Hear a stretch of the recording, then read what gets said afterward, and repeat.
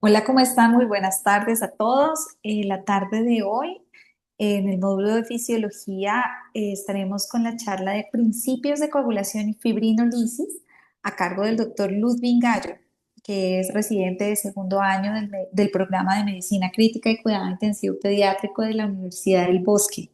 Adelante, Ludwig. Doctora, muchas gracias a todos por la asistencia. Entonces, el día de hoy vamos a revisar los principios de coagulación y fibrinolisis. Mi nombre es Ludwig Gallo. Yo soy fellow de segundo año de cuidado intensivo de la Universidad del Bosque. Entonces, esta va a ser nuestra ruta el día de hoy. Primero vamos a hacer una pequeña introducción acerca de la fibrinolisis. Posteriormente vamos a hablar de la historia de la anatomía de los vasos, que es tan importante para poder entender cómo se ve macroscópica, microscópicamente y qué participación tiene esta estructura en la coagulación, al igual que entender la participación activa del endotelio. Vamos a hablar de la cascada de coagulación, tanto la vía clásica como la nueva. Vamos a hablar de la fisiología primaria y secundaria de la coagulación. Y por último, la fibrinolisis, algunas aplicaciones clínicas y unos mensajes para llevar a casa. Entonces, a forma de introducción, tenemos que tener en cuenta que en condiciones normales la sangre va a fluir libremente en estado líquido gracias a la creación de ese endotelio vascular, que es un ambiente antiagregante, anticoagulante y profibrinolítico, y que cuando hay alguna lesión vascular, lo que hace el cuerpo para poder proteger ese volumen intravascular es la vasoconstricción. Ese es como nuestro primer mecanismo que existe. Posteriormente va a generar un tapón plaquetario y gracias a las proteínas de la coagulación generadas o creadas en el hígado, pues se va a formar la trombina y la fibrina para poder estabilizar ese coágulo. Todo esto al final debe resolverse y por eso existe la fibrinolisis y básicamente lo que vamos a entender el día de hoy. A forma de historia tenemos un relato bastante interesante y es que en Babilonia, 2000 años antes de Cristo, se comenzó a hablar acerca de la coagulación, entendiendo que la familia del rey Rabán tenía cuatro hijos y tres de ellos fueron circuncidados, tres de ellos fallecieron por sangrados masivos. Entonces se le preguntó al rey que si hacían la circuncisión al cuarto hijo o no, y él respondió que no, pero además añadió que existían fenotipos o pacientes donde la sangre era más suelta y otros donde la sangre se coagulaba. De ahí nace la teoría o las primeras impresiones acerca de la coagulación. En esta lámina vemos a la parte derecha el artículo o el paper original de 1964, donde se hablaba del modelo clásico de la coagulación, y este fue creado por Flavy y Radnoff, donde se empezó a hablar de que teníamos dos cascadas de coagulación donde convergían o se unían en una vía común que era el factor 10.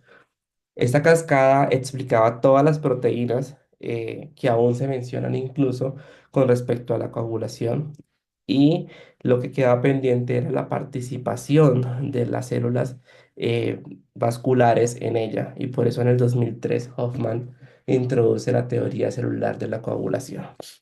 Pero antes de poder entender esta cascada de coagulación y cómo funciona la fibrinolisis, al final de la misma, tenemos que entender que el recién nacido es un individuo diferente o se comporta fisiológicamente diferente al adulto. Entonces, que este desarrollo no solo es del sistema nervioso o cardiovascular, sino también en la hemostasia del desarrollo. Y ocurre principalmente en los primeros 6 meses de vida. Tenemos como cambios de recién nacido frente al adulto, que el recién nacido o las cifras plaquetarias del recién nacido usualmente están en rango normal o elevado. Sin embargo, estas se caracterizan por ser hiporreactivas en la agregación in vitro de ADP, por ejemplo, epinefrina o colágeno, que sabemos que son estimulantes, y esto va a mejorar a lo largo de las semanas, principalmente a lo largo de las primeras 2 o 3 semanas. Sin embargo, esta actividad va a estar fácilmente compensada gracias a que el factor de von Millerman está elevado desde el nacimiento y este va a permanecer elevado hasta los primeros 3 meses de vida. Los factores de coagulación también son muy importantes mencionarlos en la historia del desarrollo de la hemostasia, porque ellos no van a atravesar la placenta, pero sí van a ser sintetizados por el feto a partir de la semana 10 de gestación. Entonces los factores dependientes de vitamina K, que son cuatro, como el 2, el 7, el 9 y el 10, pero también factores como el 12, el 11, la precalicreína, ellos van a estar disminuidos desde el nacimiento hasta en un 50% y van a aumentar de forma gradual hasta poderse normalizar hasta los 6 meses de vida.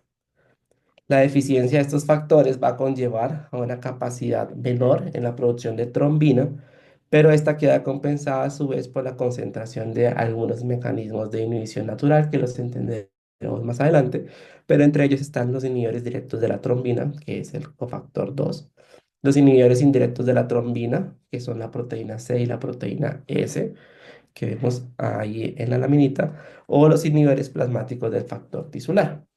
Y para compensar la producción menor de trombina, la capacidad fibrinolítica del recién nacido también es menor que la del adulto.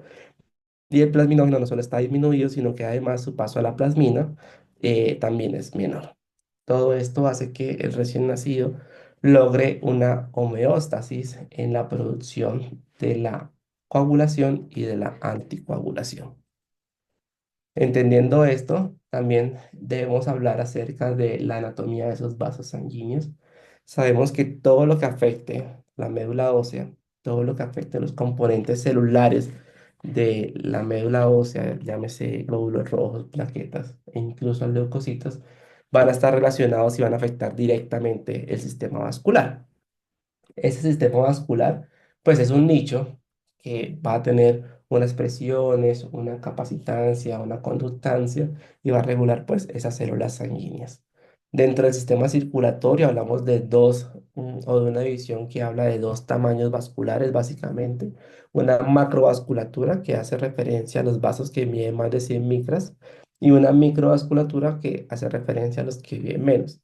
Y además que esa microvasculatura, cuando llegamos a tamaños de 50 micras, puede ser igual el componente venular y el componente capilar, hablando histológicamente. Todos sabemos que el sistema sanguíneo pues, va a tener dos características, unos vasos arteriales y unos vasos venosos. Si empezamos a hacer distinciones macroscópicas e histológicas posteriormente, sabemos que los grandes vasos se van a componer de tres capas. Una capa íntima, que es la que estoy señalando, una capa media, que es la túnica media, y una capa adventicia, que es la más distal. Entonces, esa capa adventicia, que es la que estoy señalando, hace que las células tengan una anatomía donde puedan participar diferentes estructuras para poder hacer, por ejemplo, vasoconstricción, liberación de proteínas o sustancias al componente intravascular. Desde el punto de vista estructural, la capa íntima está conformada por el endotelio y subendotelio. Va a producir o va a contener distintos cuerpos como los cuerpos de Weber-Palade, que van a ser los que tengan el factor de von Willebrand y otras proteínas como la P-selectina y homopoyetina 2, que entenderemos la participación activa de estas en la coagulación. Más adelante, la capa media es una capa con una matriz de glicoproteínas y proteoglicanos, que además van a tener participación en la contracción de ese vaso. Y la capa adventicia, pues es un tejido de sostén, que es un tejido conjuntivo laxo. Entonces, haciendo un corte histológico, vemos acá los componentes histológicos tanto de la arteria como de la vena. Los capilares y las vénulas están compuestas por dos tipos de células principales. Estas son las células endoteliales que están dentro del endotelio y los pericitos. Estas uniones van a formar uniones adherentes. Estas van a conectarse con el citoesqueleto y entonces van a formar como unas estructuras que se van a anclar y van a tener una participación activa en las fuerzas contráctiles. Las uniones entre el citoplasma y los pericitos de las células endoteliales van a permitir la comunicación entre diferentes células y esto va a favorecer que dependiendo de la unión, si sean estrechas, con poros, pues van a favorecer que haya paso de metabolitos, de corrientes iónicas, de electrolitos o incluso de agua, y van a tener unas funciones principales como la actividad contráctil, la capacidad multipotencial, que va a dar lugar a los adipocitos, a los osteoblastos, a los fagocitos y a las células musculares lisas. Va también a favorecer la regulación del crecimiento capilar, y todo esto es tan importante porque cualquier lesión de ahí va a favorecer que se active nuestra cascada de coagulación. Entonces, si nos seguimos adentrando, pues tenemos al endotelio. El endotelio, pues va a ser una capa que va a estar dentro de la capa, dentro de la parte de la túnica íntima. Es una monocapa que va a recubrir el interior de los vasos sanguíneos, tanto arteriales como venosos, y va a ejercer una función esencial en el mecanismo de la hemostasis. Ya sabemos que esta va a tener participación anticoagulante y procoagulante, y estas se van a unir a la matriz extracelular mediante las integrinas que van a integrarla al citoesqueleto. Esta matriz va a cumplir varias funciones importantes, entre ellas la barrera para las macromoléculas de adhesión del endotelio. Sabemos que el endotelio pues tiene una carga eléctrica conformada por glucosaminoglicanos, sulfatos, SINDECAN, y todas estas estructuras van a tener relaciones entre ellas, tanto con una participación inmunológica como una participación hematológica. También va a favorecer el secuestro de factores de crecimiento y la mediación de unión de alta afinidad entre las células endoteliales. Va a ser una estructura para la unión de integrinas a las células, y va a ser una estructura también que va a ser una presentación a la superficie protrombótica para que se inicie la cascada de coagulación, o en cambio, gracias a su carga negativa, quede neutra y no se active ninguna célula. Entonces, la fisiología de la hemostasia la podemos dividir en cinco aspectos.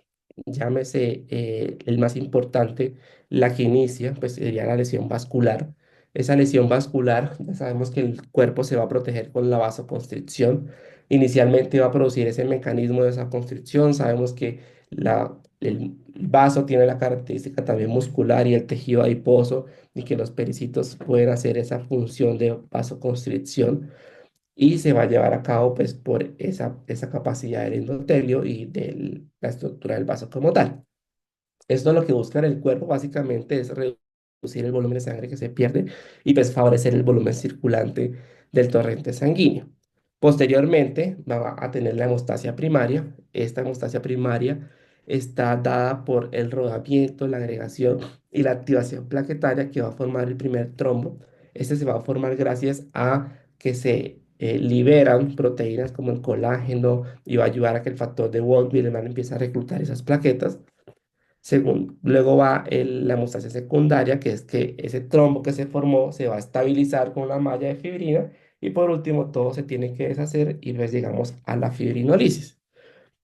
Entonces, cuando se expone al endotelio y se empiezan a dar señales de lesión endotelial, pues el factor de von Wienermann va a activarse rápidamente, y gracias a la AMPS13 que lo va a escindir, pues se va a generar más propagación de la misma, y además en paralelo el factor tisular se va a expresar y va a desencadenar que se active la vía extrínseca de la coagulación, activando el factor 10, que es un factor que va a formar el complejo de protamina y finalmente estabilizar el coágulo plaquetario pues con la fibrina. Todo esto, como les mencioné anteriormente, tiene que ser em, reparado o terminado gracias a la fibrinolisis en caso de que la lesión vascular ya no esté presente. Esta es la fisiología primaria o la hemostasia primaria. Inicia con las plaquetas. Sabemos que las plaquetas vienen de un precursor hematopoyético que se llama megacariocito. Ese megacariocito pues está dentro de la médula ósea, y anatómicamente las plaquetas tienen tres cuerpos dentro de ellas, con unos gránulos que se llaman alfa, delta y teta. Dos de ellos participan activamente en la coagulación, que son los cuerpos densos y los gránulos alfa. Estos van a tener funciones de mediación de plaquetas, de pues, agregar más plaquetas, o de proteínas que van a formar más homeostasis o no, dependiendo pues de los factores que se activen y las proteínas de señalización que se estén expresando en ese momento. Así que los cuerpos densos, por ejemplo, van a favorecer la hemostasia con proteínas como el ADP, el ATP, los fosfatos calcio y serotonina. Y entendemos de antes que el calcio es tremendamente importante en esa activación de la cascada de la coagulación. Y los gránulos alfa, pues están las proteínas hemostáticas como el factor de von Willebrand, el factor 5 firinógeno, antiplasmina y plasminógeno, que se van a encargar primero de iniciar la cascada de coagulación y al final pues de poder reparar tanta respuesta inflamatoria. Entonces, ¿qué pasa cuando hay una lesión endotelial? Primero, pues se va a hacer esa fisiología de hemostasia primaria con estos tres pasos de activación plaquetaria. Uno, que es la adhesión. La adhesión plaquetaria está presente cuando el endotelio se rompe y queda expuesto ese colágeno y las proteínas se comienzan a dar la señalización. En él se van a activar las plaquetas, ya la carga negativa no va a permitir que transiten libremente por el endotelio, sino se va a empezar a activar para que ellas lleguen ahí. Y eso se va a hacer con ayuda del factor de von Willebrand a través de la glicoproteína 1B en su membrana, que vemos acá, como esa lesión endotelial, pues adhiere a la plaqueta y empieza a generar la cascada de agregación plaquetaria. Y gracias a los gránulos alfa que mencioné anteriormente, pues empieza a atraer más plaquetas. La segunda fase pues sería la fase de agregación plaquetaria o de secreción. A esta primera capa de plaquetas que se formaron, se le van a unir más plaquetas gracias a puentes de fibrinógeno, gracias a la glicoproteína 2A, 2B, 2,3A, perdón, de la superficie plaquetaria, formando así el trombo plaquetario. Y finalmente, pues va a llegar la fase de agregación. Esta fase de agregación, al activarse las plaquetas forman prolongaciones y sus glucoproteínas cambian la configuración, lo que les permite más adhesión y agregación. Acá comienzan a participar proteínas como la P-selectina, que está en la membrana de las plaquetas, y en los gránulos alfa y delta, que quedan en esa superficie plaquetaria, permitiendo la unión al endotelio e incluso a leucocitos, formando así un coágulo primario, como lo ven en la etapa 3. Además, las plaquetas van a sintetizar tromboxano A2, otro agonista plaquetario que participa pues en la agregación plaquetaria y todos sabemos que también tiene un efecto vasoconstrictor. Después de esto, pues se tiene que formar la fibrina y la trombina, que finalmente son los que van a fijar esas plaquetas y van a hacer ese coágulo más resistente, esa malla más resistente. Entonces les había platicado que en 1964 se creó esta teoría de la cascada clásica de coagulación y a pesar de que hablamos de la teoría celular actualmente, esta sí deja la base para entender las proteínas que participan activamente. Ya no la vemos como que un factor activa a otro, sino todo se hace de forma simultánea, pero sí que nos deja las bases para el entendimiento completo de la fisiología de la hemostasia. Sabemos que la cascada de coagulación tiene dos vías, que es la vía extrínseca y la vía intrínseca, y que ellas van a converger a un punto que es el factor 10, que es la vía común, para finalmente formar el complejo protamina-trombina para poder hacer la estabilización de ese coágulo.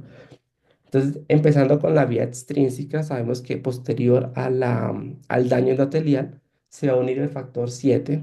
El factor 7 circulante del torrente sanguíneo hace la combinación con el factor tisular y este en presencia del calcio y otros fosfolípidos.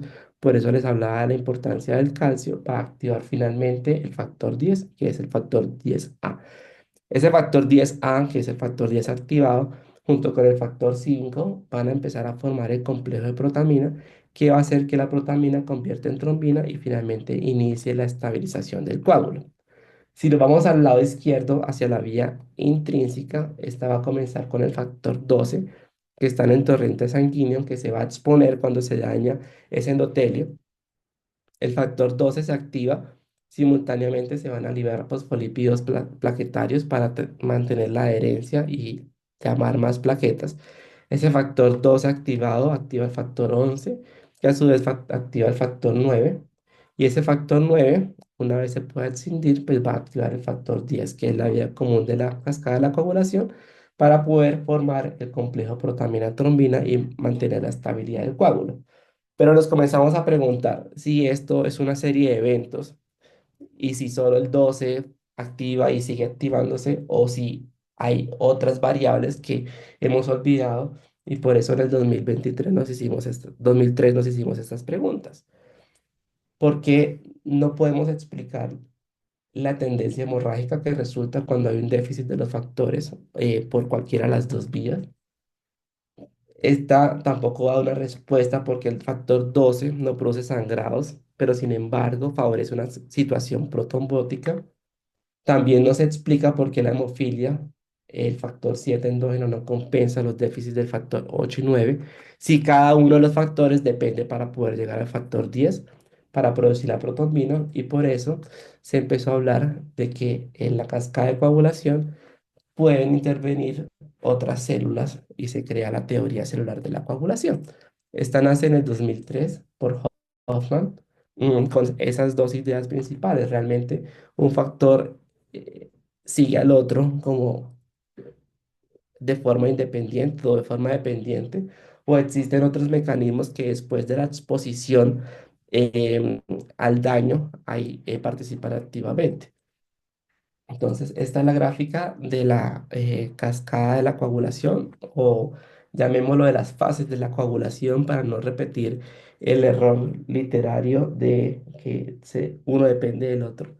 Y las fases de la coagulación pues van a ser tres. Es una fase de inicial o iniciación, una fase de amplificación y una fase de propagación.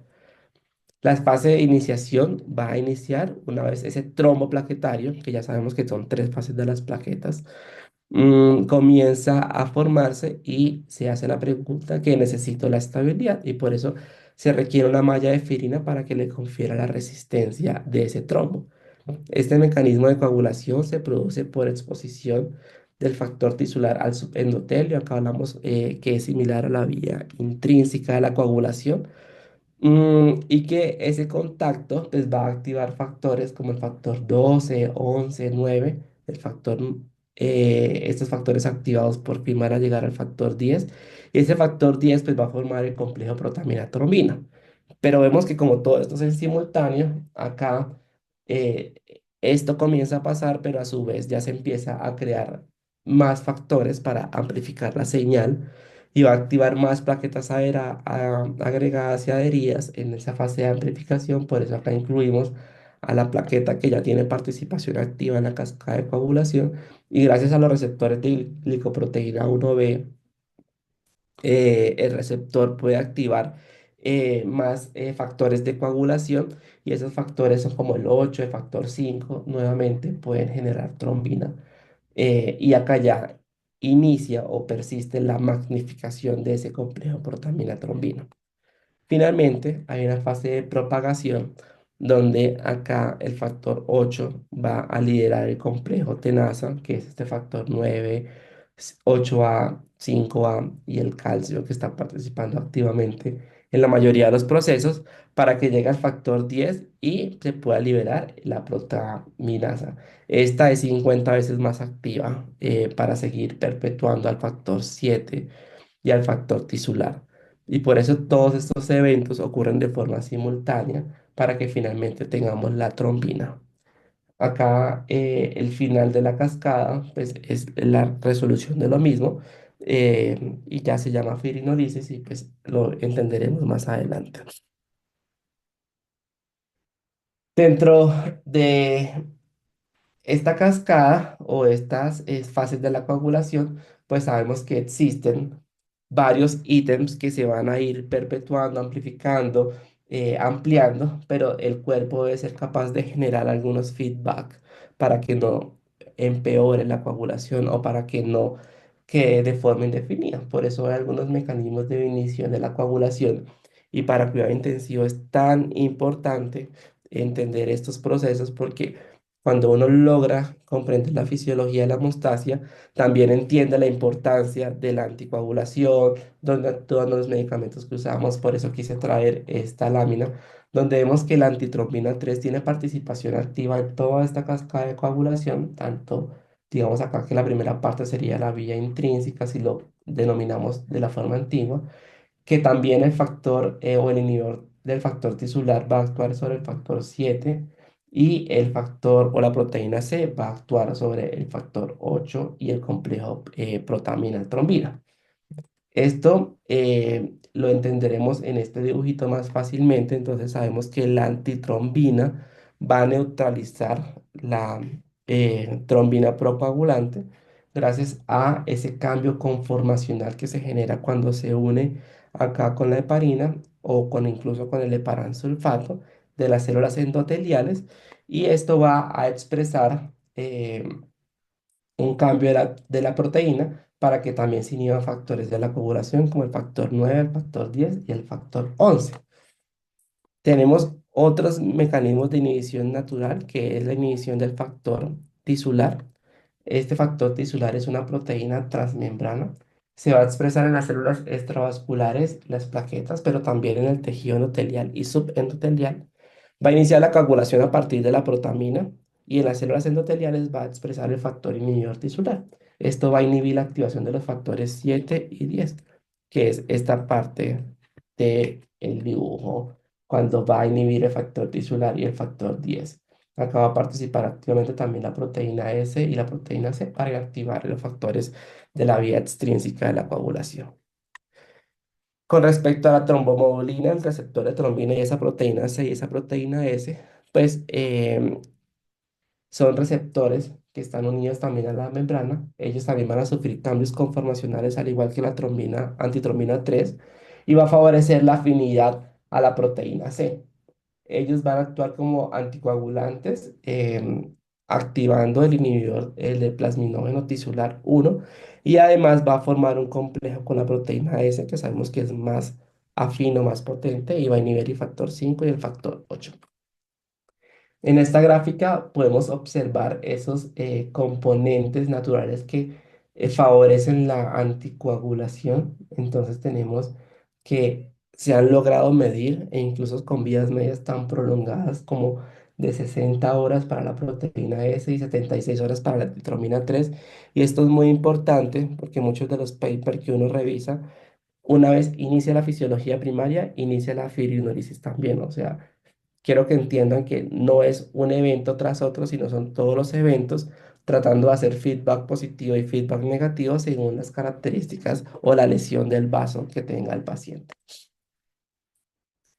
Y ese endotelio va a tener una participación activa desde varios puntos de vista. Les había mencionado en la introducción que tiene propiedades antiprocoagulantes, entonces que en condiciones normales las plaquetas pueden transitar libremente por ese endotelio vascular. Sin embargo, este va a ser inhibido o activado gracias a estas tres primeras proteínas que tenemos en la lámina. Una es el óxido nítrico. Sabemos que el óxido nítrico es un potente vasodilatador, eso ya lo tenemos claro en entrada, pero que también ese óxido nítrico que es producido por la L-arginina, por vía del GMP cíclico, va a liberar calcio y por ende la activación y la agregación plaquetaria puede ser manipulada gracias a esa proteína. La otra sería la vía de la prostaciclina 2, que es la PGI2. Esta se va a generar a partir del ácido araquidónico por la acción de la ciclooxigenasa 1 y 2 y va a actuar como un antagonista al tromboxano A2. Sabemos que si antagoniza el tromboxano A2, pues hace más vasodilatación y además conduce a una activación de una quinasa directa para que el calcio no se movilice y pues por ende haya o no agregación plaquetaria. La última, que es tal vez menos conocida, que es las ENTP-DASA 1. Esta también es una enzima que va a participar activamente en el ATP y el ADP. Sabemos que las plaquetas en los glándulos alfa tienen estas sustancias también, y esto va a limitar las señales protombóticas y ejercer un efecto vascular protector. Las otras que están mencionadas o graficadas en la lámina ya las conocemos, que gracias a la vía de la parina, la antitromina 3 pudiese formar complejos o inhibir el factor 9, 10, 11, 12, el factor tisular también, el inhibidor con el factor tisular 7 y 10, o la trombomodulina, gracias a la trombina y la proteína C, e incluso la proteína S mejorando la afinidad, pues puede inhibir los factores 5 y los factores 8 para finalmente llegar a lo último de esta cascada, que es la degradación de ese coágulo, que lo entenderemos con esta gráfica principalmente. Entonces, con respecto a la fibrinolisis, esta va a actuar en la circulación sanguínea. Esto lo que va a favorecer es que una vez haya fibrina, el cuerpo diga, bueno, hay que hacer la fibrinolisis. Esta siempre va a estar presente solo cuando exista fibrina, de resto no va a estar partícipe, y que se puede iniciar desde el momento en que inicia la cascada de coagulación y puede ser a nivel intravascular o algunas sustancias que pueden ser detectadas de forma extracelular. En esta microfotografía electrónica, que tiene un tamaño de 10 micras, vemos cómo esa estabilización plaquetaria, gracias a la fibrina, forma esa red o esa malla. Y esto es lo que tiene que el cuerpo comenzar a degradar para que se haga la fibrinolisis. Hay algunos componentes en el plasma, como los profibrinolíticos, que es el factor tisular del plasminógeno y el plasminógeno, los antifibrinolisis, que es el inhibidor de la fibrinolisis de la trombina o el plasminógeno 1 y 2, y la alfa-2 antiplasmina. Y a nivel extracelular tenemos el factor activador del plasminógeno tipo uroquinasa, que es de los más importantes para lograr la fibrinolisis. Vemos que ese sistema firinolítico también pudiese tener, por decirlo de alguna forma, unas vías, llámese cascada o incluso algunos autores que hablan de la vía intrínseca de la fibrinolisis, que lo que busca básicamente es generar esos productos de la degradación del fibrinógeno y la fibrina, gracias a que el plasminógeno puede convertirse en plasmina, fibrina y finalmente tener los productos de degradación de la fibrina, y eso se logra gracias a que el plasminógeno es una glucoproteína de procedencia hepática, tiene un peso molecular grande de 92 kilodalton, contiene unas zonas como esta que vemos acá y esta que son de lisina, que va a favorecer que se una la fibrina en los receptores de superficie y otras proteínas, incluyendo la alfa-2 antiplasmina. Y ese plasminógeno para ser activado viene del nativo gluplasminógeno, que es atacado por la plasmina y se convierte en lisplasminógeno, que se va a activar unas 10 a 20 veces mucho más rápido, con un defecto que el plasminógeno aumenta pues el riesgo de trombosis. Por eso cuando tenemos grandes cantidades de lisplasminógeno, pues es una proteína altamente trombogénica, pues por eso explicaría eventos trombóticos en el paciente. Posteriormente, el activador tisular del plasminógeno se produce y se libera por esas células endoteliales y es el principal activador del plasminógeno intravascular, y su liberación pues va a estimular la trombina, la serotonina, bradicina, citoquinas y epinefrinas, aumentando más la cantidad de factor tisular de plasminógeno. Este aumento va a tener o produce una tendencia a la hemorragia, mientras si hay una disminución del factor activador de plasminógeno, pues va a haber una tendencia al tromboembolismo y se entiende fácilmente sabiendo si se hace o no la fibrinolisis. Y las concentraciones del factor activador de plasminógeno aumenta en situaciones, por ejemplo, en miocardio, en sepsis, en trombosis venosa, en estasis circulatoria hepática, y por eso es tan importante al final entender la aplicación clínica de este. Ese activador de plasminógeno tipo uroquinasa, acá vemos la estructura molecular de la misma, es una glucoproteína producida y liberada por diferentes células como las epiteliales, monocitos e incluso células tumorales. Es el segundo activador fisiológico del plasminógeno y está presente incluso en altas concentraciones de orina. Este a nivel intraplasmático puede convertir ese uroplasminógeno en el factor tisular y finalmente a favorecer la fibrinolisis del paciente de forma extraplasmática y desempeña un papel claramente en la plasmina. También la plasmina, por el hecho de ser tal vez inespecífica con respecto al substrato, pues va a estar dotada de una capacidad de actuar a las proteínas de la matriz extracelular. Acá hablamos de que puede participar en las ubiquitinas, adhesinas, integrinas y activar otras enzimas como la colagenasa. La plasmina degrada proteínas de la membrana basal como la laminina, la fibronectina, la trombopontina, la laminina, y esto va a favorecer que a nivel extra, pues se activen unas proteasas que va a favorecer que esa lámina que les mostré o esa red de fibrina, pues termine siendo atacada o ataque el sistema fibrinolítico pues para poder degradar ese coágulo. Finalmente, este sería como el gráfico que les dije que algunos autores llaman la vía intrínseca de la coagulación, pero acá hay varios componentes que quiero que tengan presentes. La precalicrina y calecreína, les mencioné al inicio que en la hemostasia, el desarrollo estaban disminuidas, así que es importante tener en cuenta esas proteínas en el paciente recién nacido o en los primeros 3 meses de vida. Y esos factores de contacto, que ya sabemos que vamos ahí en la plasmina y esto, y en el factor 12 van a empezar a activar la precalicreína y calicreína, que son de la vía de la fibrinolisis.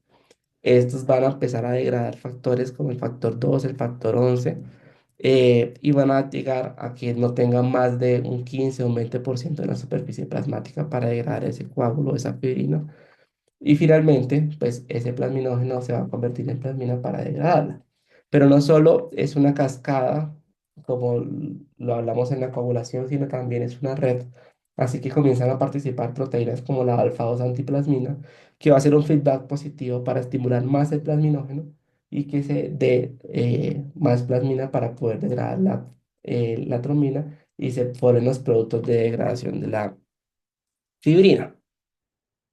Acá tenemos el gráfico tal vez completo de la coagulación, entonces vemos que ese plasminógeno cuando se convierte en plasmina activa la uroplasmina y puede generar los productos de degradación del fibrinógeno y se forman fragmentos como los fragmentos de XY, perdón, que son fragmentos que medimos cuando tomamos un laboratorio, por ejemplo el dímero D, que es fácilmente medido en muestras del laboratorio.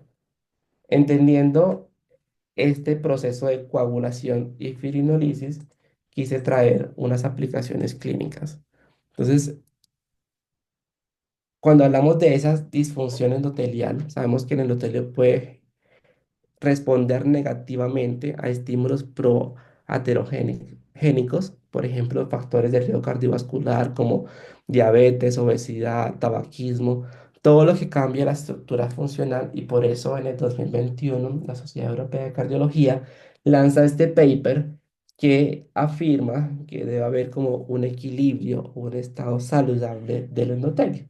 Si hay un estado saludable, pues ese glicocálice está conservado, sabemos la participación, por ejemplo, de la parina, del heparansulfato, de que tenga un fenotipo antiinflamatorio, de que la carga sea negativa y no haya adhesión celular, pero cuando hay un paciente, por ejemplo, diabético o expuesto a factores de riesgo cardiovasculares como la obesidad, pueden haber situaciones en las que se active el endotelio, haya niveles alterados, por ejemplo, de óxido nítrico, que sabemos que participa activamente en ese mecanismo de no adherencia celular, hace que el endotelio sea más permeable, va a expresar proteínas que va a activar la cascada de la coagulación y generar trombos y finalmente en el paciente adulto o en el paciente con factores de riesgo va a traducir eso a infarto, va a generar un fenotipo que ya va a ser inflamatorio y va a tener mayor activación de leucocitos.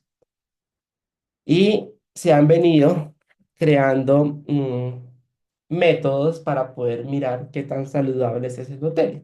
Entonces tenemos acá técnicas como la función de las coronarias epicárdicas, la función microvascular coronaria, la prestimografía venosa, la medición de flujo, la prestimografía de los dedos o las falanges y la función endotelial de la retina. Cada una con estas con una ventaja y unas desventajas. Claramente, mirar la función coronaria epicárdica va a ser una medición invasiva. Sin embargo, se va a convertir en una herramienta bastante útil poder tener la caracterización de ese endotelio y saber qué fenotipo tiene, si es un fenotipo antiinflamatorio o inflamatorio, y poder predecir tratamientos individualizados, tratamientos basados en proteger ese gran órgano o de los órganos, o el órgano más importante actualmente descrito como es el endotelio. También la Sociedad Americana de Hematología publica estas directrices en el 2024 y esto entendiendo que muchas veces nos hemos preguntado en el paciente hospitalizado en cuidado intensivo, ¿es necesario anticoagularlo o no? Entonces, en el 2024 la Sociedad Americana lanza este paper y dice, pues, el tromboembolismo tiene una incidencia baja en los niños de 0,07 a 0,14 por cada 10.000 niños. Sin embargo, en el niño hospitalizado y más en el niño críticamente enfermo, la tasa puede subir unas 100 a 1000 veces mayor. Esto es más común en los grupos extremos, como los neonatos, ya lo entendemos claramente por la hemostasia del desarrollo, y en el adolescente lo comenzamos a entender gracias a ese desequilibrio, a esa pérdida de la salud endotelial también, que se comporta como un adulto, y finalmente empiezan a concluir que el factor de riesgo pues, predominante en el paciente críticamente enfermo es el paciente que está más invadido con accesos venosos centrales que aumenta la probabilidad y que es cerca del 85% de los casos. Saca este algoritmo bastante interesante que quise terminar la charla con ese algoritmo y es qué pasa o qué hacemos ante un paciente con un evento trombótico en cuidado intensivo y cuál va a ser nuestra primera estrategia. Entonces acá vemos que vamos a mirar cuál parte es extremidad, es órgano del telómero, el tromboembolismo tiene riesgo de vida, si no. Si hacemos que sí, ya sabemos que uno de los mejores antifibrinoléticos pues es el factor tisular, el activador de plasminógeno, perdón, pero si no está críticamente enfermo y no tiene riesgo a la vida, pues miramos a ver si tiene algún procedimiento quirúrgico, algún riesgo de sangrado, si tiene función renal o no, y empezamos a respondernos las preguntas. No lo tiene, entonces usamos medicamentos como heparinas de bajo peso molecular, que es esta abreviatura que tenemos acá, LMWH, y si sí lo tiene, usamos heparina fraccionada. También, dependiendo pues de la lesión renal, podemos considerar heparina fraccionada o considerar medicamentos análogos de la vitamina K, que también tienen participación para la guía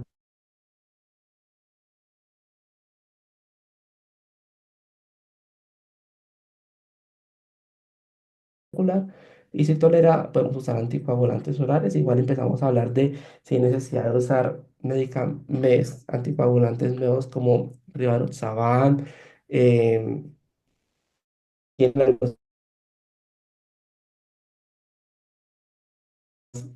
grandes, pues lo hacen participar acá.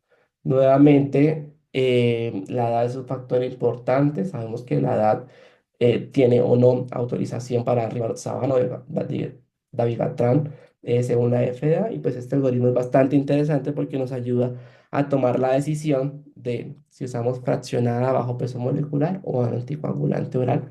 Obviamente esto lo teníamos presente desde hace mucho tiempo, el impacto renal y si corre o no en riesgo la vida del paciente.